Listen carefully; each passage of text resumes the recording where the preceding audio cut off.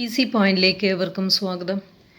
+2 സോഷ്യോളജിയുടെ കുറച്ച് one word ക്വസ്റ്റ്യനും വരാൻ സാധ്യതയുള്ള മാത്സ് ദ ഫോളോയിങ് ആണ് ഇന്നിവിടെ റിവൈസ് ചെയ്യാൻ ഉദ്ദേശിക്കുന്നത്. ഇതിൽ വൺ വേർഡ് ക്വസ്റ്റ്യൻ ഓപ്ഷനൊന്നും ഉണ്ടാവില്ല ഇപ്രാവശ്യം. നിങ്ങൾക്ക് ഏത് വൺ വേർഡ് ക്വസ്റ്റ്യൻ വേണമെങ്കിലും എഴുതാം. അപ്പോൾ 10 മാർക്ക് വൺ വേർഡ് ക്വസ്റ്റ്യനിലൂടെ വാങ്ങിക്കാം. അതുപോലെ മാത്സ് ദ ഫോളോയിങ്ങിന് 5 മാർക്ക്. അപ്പോൾ 15 മാർക്ക് വളരെ ഈസി ആയിട്ട് നിങ്ങൾക്ക് വാങ്ങിക്കാൻ സാധിക്കും. അപ്പോൾ ഒരു പ്രാവശ്യം ഈ വീഡിയോയിലൂടെ ഒരു ശ്രദ്ധയോടെ ഒന്ന് പോയാൽ മതി. നിങ്ങൾക്ക് അറിയാവുന്ന കാര്യങ്ങൾ തന്നെയാണ്, നമ്മൾ പഠിച്ചതാണ്. അപ്പോൾ പരീക്ഷയ്ക്ക് പോകുന്നതിന് മുമ്പ് ഇതൊന്ന് നന്നായിട്ടൊന്ന് നോക്കിയിട്ട് പോവുക. ഇപ്പം ഇതിൽ 3 ഭാഗമായിട്ടാണ് ഞാൻ കൊടുത്തിരിക്കുന്നത്. ഏകദേശം 150 ക്വസ്റ്റ്യൻസും മാത്സ് ദ ഫോളോയിങ് കൂടി ഉൾപ്പെടുത്തിയിട്ടാണ് ഞാനിവിടെ ഇതിൽ കൊടുത്തിരിക്കുന്നത്. അപ്പോൾ ആദ്യത്തെ പാർട്ടിൽ 50 ക്വസ്റ്റ്യൻ ഉണ്ട്. അപ്പോൾ അത് പഠിച്ചിട്ട് പോവുക. The ability to know how others look at us and the ability to look at ourselves from outside. The first ചാപ്റ്ററിലെ മിക്കവാറും ചോദിച്ച് കാണുന്ന ചോദ്യമാണ്. റിഫ്ലെക്സിവിറ്റി എന്നാണ് ആൻസർ. ചിലപ്പോൾ ഓപ്ഷൻ ഉണ്ടായിരിക്കാം. ഓപ്ഷൻ എന്ന് പറയുമ്പോൾ അതിൽ ചൂസ് ചെയ്ത് എഴുതാനുള്ളത് അത് നിങ്ങൾക്ക് തിരഞ്ഞെടുക്കാം. ഇല്ലയെന്നുണ്ടെങ്കിലും നിങ്ങൾക്ക് ഈസി ആയിട്ടത് മനസ്സിലാവും. ഇപ്പോൾ സെൽഫ് റിഫ്ലെക്സിവിറ്റി എന്ന് പറഞ്ഞാലും സെയിം ആണ്. ഇനി ഇതിൽ നിന്ന് തന്നെ വരാൻ സാധ്യതയുള്ള മറ്റൊരു ക്വസ്റ്റ്യനാണ് പലപ്പോഴും ചോദിച്ചു കാണുന്നതും. Who is the social scientist that study the relation between private difficulty and social problem? അത് റൈറ്റ് മിൽസ് ആണ്. അടുത്തൊരു ചോദ്യം, dash mark the place or position of A person in the society? സമൂഹത്തിൽ ഒരു വ്യക്തിക്കുള്ള സ്ഥാനം. സോഷ്യൽ മാപ്പ് എന്നാണ് അതിൻ്റെ ഉത്തരം. ഇനി മാത്സ് ദ ഫോളോയിങ്ങിൽ right mills, generation gap, social map ഇതൊക്കെ ഇങ്ങനെ ഷഫിൾ ചെയ്തിട്ട് വെക്കുകയാണ്. അത് ഓരോന്നും തരംതിരിച്ച് എഴുതാനായിട്ട്. അപ്പോൾ A part, A match the following A part and B പാർട്ടായിട്ട് കൊടുക്കാം, അല്ലെങ്കിൽ ഷഫിൾ ചെയ്തിട്ട് അത് തിരിക്കാം. അപ്പോൾ ഇത് എനിക്ക് ടൈപ്പ് ചെയ്യാനുള്ള എളുപ്പത്തിന് വേണ്ടിയാണ് ഞാൻ ഇങ്ങനെ ചെയ്തത്. 2 കോളമായിട്ട് നിങ്ങൾക്ക് ചെയ്യാം.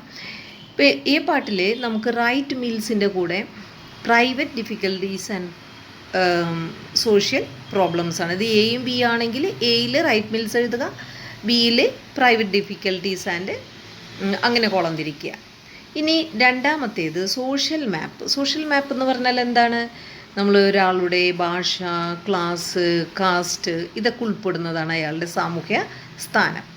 ഇനി സോഷ്യൽ പ്രോബ്ലം എന്ന് പറഞ്ഞാൽ ഇതിലിവിടെ കൊടുത്തിരിക്കുന്നത് ജനറേഷൻ ഗ്യാപ്പ് ഒരു സാമൂഹ്യ പ്രശ്നമാണെന്നുള്ളത്. അപ്പോൾ നിങ്ങളത് മാച്ച് ചെയ്യാം.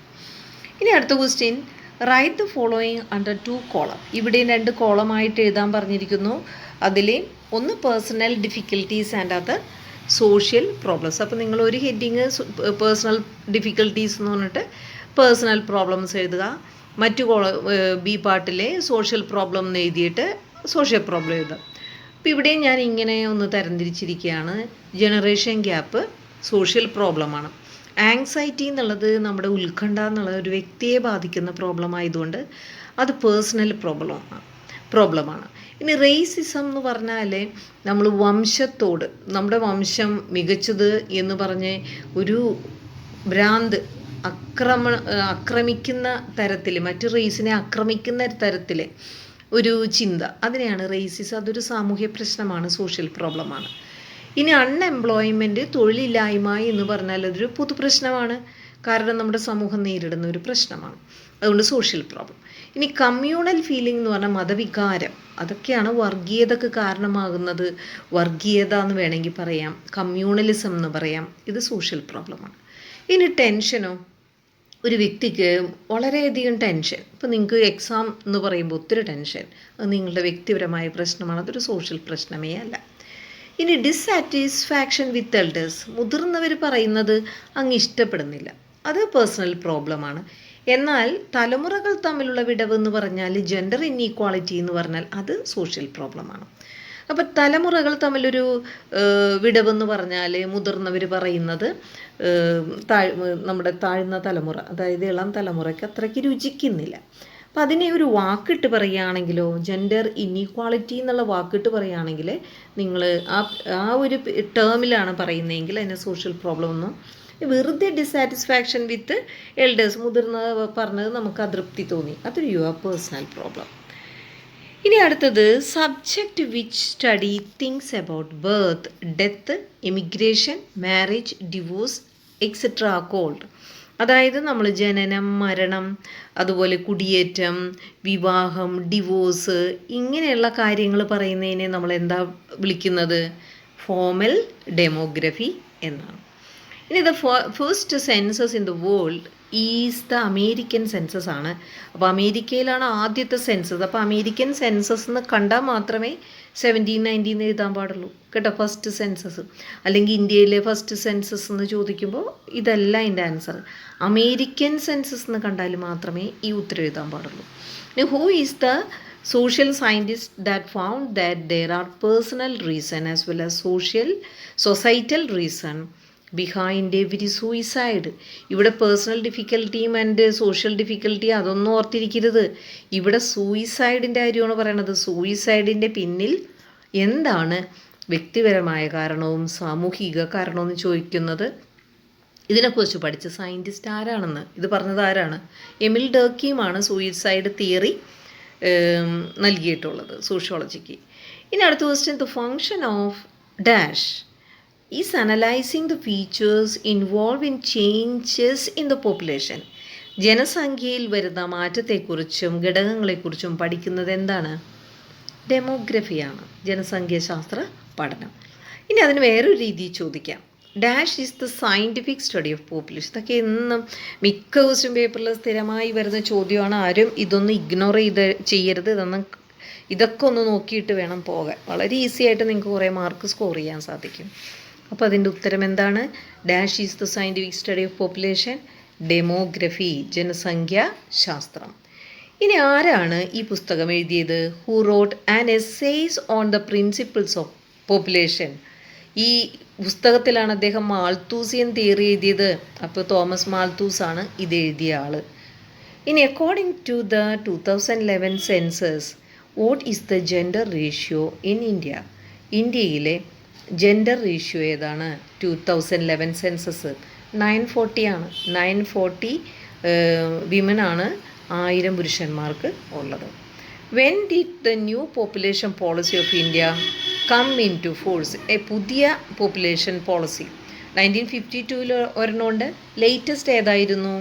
അത് 2001 ഫെബ്രുവരി ആയിരുന്നു. ഇനി മാച്ച് ദ ഫോളോയിങ്ങിൽ ഒരു സൈഡിൽ മാൾത്തൂസ് കൊടുത്തിട്ടുണ്ട്. ഇതിങ്ങനെ ഷഫിൾ ചെയ്ത് കൊടുത്തിരിക്കുകയാണ്. അപ്പം ഇത് ആൻസർ പറയാം നിങ്ങളോട്. അപ്പം മാൾത്തൂസി എന്ന് പറഞ്ഞാൽ ഇതിൽ ഈ ഗ്രൂപ്പിൽ നിന്ന് നിങ്ങൾ എടുക്കേണ്ടത് ജോമെട്രിക്കൽ ഗ്രോത്ത് എന്നുള്ളതാണ്. കിങ്സ്ലി ഡേവിസ് എന്ന് പറഞ്ഞാൽ ഡെമോഗ്രഫിക് മ്യൂട്ടേഷൻ തിയറി, അതാണ്. അതായത് മ്യൂട്ടേഷൻ എന്ന് പറഞ്ഞാൽ ട്രാൻസിഷൻ തിയറി തന്നെ. ഇനി എമിൽ ഡർക്കീമിൻ്റെ സൂയിസൈഡ് തിയറി, അപ്പോൾ റേറ്റ് ഓഫ് സൂയിസൈഡ്. അപ്പോൾ ഇതൊന്ന് മാച്ച് ചെയ്തേക്കാം. Which state of India has the highest literacy rate? ഏറ്റവും കൂടുതൽ സാക്ഷരതയുള്ള സ്റ്റേറ്റ് ഏതാണ്? കേരളം തന്നെയാണ്. What is the difference between in the gender ratio in India according to 2011? Gender ratio ആണ്, അതായത് സ്ത്രീ പുരുഷ അനുപാതം എന്ന് പറയുമ്പോൾ നമ്മളിവിടെ പേഴ്സൻറ്റേജ് ആയിട്ട് അവർ തമ്മിലുള്ള വ്യത്യാസം ഇവിടെ പറയേണ്ടത് നമ്മൾ 16.7% ആണ് ജെൻഡർ റേഷ്യോ. അപ്പം ഇങ്ങനെയും ചോദിക്കാം കേട്ടോ. ഇനി who was the person who found that increase in population is the cause for poverty? ദാരിദ്ര്യത്തിന് കാരണം ജനസംഖ്യ വർധനഭാവ ആണ് എന്ന് പറഞ്ഞ സാമൂഹ്യശാസ്ത്രജ്ഞൻ ആരാണ്? മാൾത്തൂസാണ്. മാൾത്തൂസാണ് പറഞ്ഞത് ദാരിദ്ര്യത്തിന് കാരണം ജനസംഖ്യ വർധനവാണ്. ഇനി അതുപോലെ തന്നെ വീണ്ടും ചോദിക്കാം, ഡെമോഗ്രഫി മ്യൂട്ടേഷൻ തിയറി ആരാണ് ഇൻട്രൊഡ്യൂസ് ചെയ്തത്? കിങ്സ്ലി ഡേവിസ് ആണ്. The census taken by British government in year. കണ്ടോ, ഇവിടെ ശ്രദ്ധിക്കുക, census taken by the British government in the year. എന്നിട്ട് എന്താണ് പറഞ്ഞിരിക്കുന്നത്? അതിൽ ഇൻഫർമേഷൻ എന്തായിരുന്നു? About the caste. അതിൽ ജാതി വ്യവസ്ഥയെക്കുറിച്ചും കൂടി വിവരം ഉണ്ടായിരുന്നു. അതേതാണ്? 1860 ആണ്. അപ്പോൾ ഒന്ന് ശ്രദ്ധിച്ചേക്കണം, ബ്രിട്ടീഷ് ഗവൺമെൻറ് നടത്തിയ സെൻസസ് അതിൽ ജാതി വേർതിരിവുകൾ അല്ലെങ്കിൽ അതിൻ്റെ ക്ലാസിഫിക്കേഷനൊക്കെ ഉൾപ്പെടുത്തിയിട്ട് അതിൻ്റെ വിവരങ്ങൾ ഉൾപ്പെടുത്തിയിട്ടുള്ളത് 1860 സെൻസസ് ആണ്. ഇനി from the name given below who is not considered to be a leader of the lower caste of South India? അപ്പോൾ ഇവിടെ സൗത്ത് ഇന്ത്യയിൽ ഒരു ലീഡർ അല്ലാത്തൊരു വ്യക്തി who is not considered to be a leader of lower caste, അതായത് South ഇന്ത്യയുടെ leader അല്ല. അപ്പോൾ നാച്ചുറലായിട്ട് നമുക്ക് ചിന്തിക്കാൻ നോർത്ത് ഇന്ത്യയിലെ ആളാണ്. അപ്പോൾ ഇതിലാരാണ്? Sree Narayana Guru South India, Ayyankali South ഇന്ത്യയിലാണ്, ചട്ടമ്പി സ്വാമികളും സൗത്ത് ഇന്ത്യയാണ്.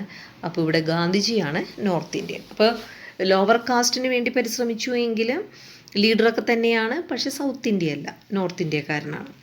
ഇനി from dash the British government began to take regular census every 10 years. ഇതൊന്ന് ശ്രദ്ധിക്കുക, ഇതെപ്പോഴും ചോദിക്കുന്ന ചോദ്യമാണ്. റെഗുലർ ആയിട്ട് 10 വർഷം കൂടുമ്പോൾ, എല്ലാ 10 വർഷം കൂടുമ്പോൾ സെൻസസ് എടുക്കാൻ ആരംഭിച്ചത് ബ്രിട്ടീഷ് ഗവൺമെൻറ് ആണ്. ഏത് വർഷമാണ്? 1881. അപ്പോൾ സെൻസസിൻ്റെ കാര്യത്തിൽ ഫസ്റ്റ് സെൻസസ് അമേരിക്കൻ സെൻസസ് ആണ്, അതേത് വർഷം. പിന്നെ കാസ്റ്റ് ഉൾപ്പെടുത്തിയ ആ സെൻസസ് ബ്രിട്ടീഷ് ഗവൺമെൻറ് നടത്തിയത് ഏതാണ്? പിന്നെ 10 വർഷം കൂടുമ്പോൾ സെൻസസ് നടത്തുന്ന ഏത് വർഷമാണ്? ഇത് ഒന്ന് ശ്രദ്ധിച്ച് പഠിച്ചു വെച്ചേക്കുക. From among the given things that is not an important feature of the upper classes. ശ്രദ്ധിക്കണം, അപ്പോൾ ഇത് അപ്പർ ക്ലാസ്സസിൻ്റെ ഫീച്ചർ അല്ലാത്ത കാര്യം ഏതാണ്? Right to education. അവർക്കാണ് അവകാശമുള്ളത് അപ്പർ കാസ്റ്റിന്. അപ്പോൾ അതല്ല. റൈറ്റ് ടു എൻ്റർ ടെമ്പിൾ, അവർക്കാണ് അമ്പലത്തിൽ കയറാനുള്ള അവകാശം ഉള്ളത്. നോട്ട് ഡ്രിങ്കിങ് ആൽക്കഹോൾ കുടിക്കാൻ പാടില്ല.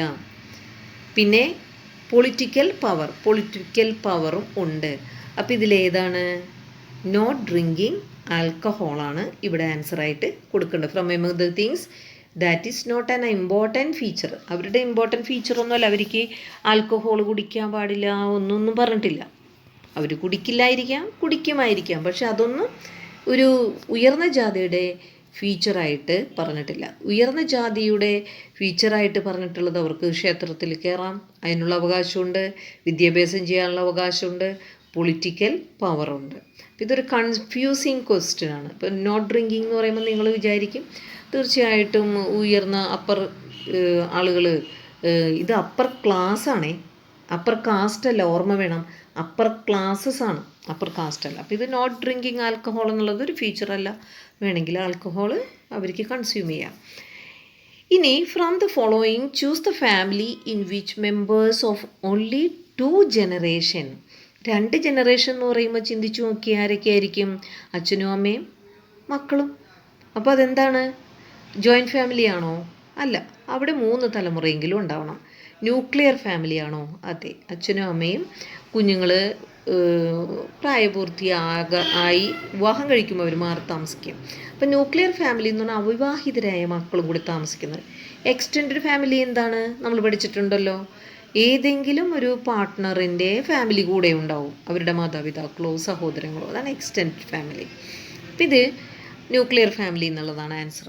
ഇനി അടുത്ത question, the family in which newly married couple stay with the family of the father of the groom is called. അപ്പോൾ ഇവിടെ നമ്മൾ വിവാഹത്തിന് ശേഷം ന്യൂലി മാരിഡ് കപ്പിൾ എവിടെയാണ് താമസിക്കുന്നത്? പുരുഷൻ്റെ വീട്ടിൽ, അല്ലെങ്കിൽ പുരുഷൻ്റെ ഭർത്താവിൻ്റെ അച്ഛൻ്റെ വീട്ടിൽ എന്ന് പറഞ്ഞാൽ എന്താണ്? അവിടെ പുരുഷ മേധാവിത്വ സമൂഹമാണ്. ആർക്കൽ, പാട്രി ആർക്കൽ ആണ്.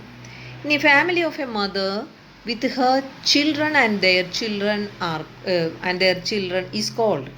അതായത് ഒരു കുടുംബം അവരുടെ അമ്മയുടെ ആ കുട്ടികളുമായിട്ട് താമസിക്കുന്നതിനെ മാട്രിയാർക്കൽ എന്നാണ് വിളിക്കുന്നത്. What are the 3 most important social institution in society? അപ്പം നമ്മുടെ സൊസൈറ്റിയിൽ പ്രധാനപ്പെട്ട 3 ഇൻസ്റ്റിറ്റ്യൂഷൻ ഏതാണ്? ഒന്ന് കാസ്റ്റ് അല്ലെങ്കിൽ ജാതി എന്ന് പറയാം, ട്രൈബ് ഗോത്രം എന്നോ അല്ലെങ്കിൽ ട്രൈബ് തന്നെ ആണ് നമ്മൾ സാധാരണ ഉപയോഗിക്കുന്നത്, ഫാമിലി. ഇതാണ് 3 ഇത്. ഇനി the 4 phase division of society is called. അപ്പം 4 തല ഡിവിഷൻ, കാസ്റ്റ് സിസ്റ്റം അല്ലെങ്കിൽ വർണ്ണ സിസ്റ്റം. ഇത് ഏത് വന്നാലും ഓപ്ഷൻ നോക്കിയിട്ട് ഉത്തരം കൊടുക്കുക. ചിലപ്പോൾ ആ ഓപ്ഷനിൽ കാസ്റ്റ് സിസ്റ്റം ആണെങ്കിൽ അതെടുത്ത് കൊടുക്കുക, വർണ്ണമാണെങ്കിൽ അത് കൊടുക്കുക.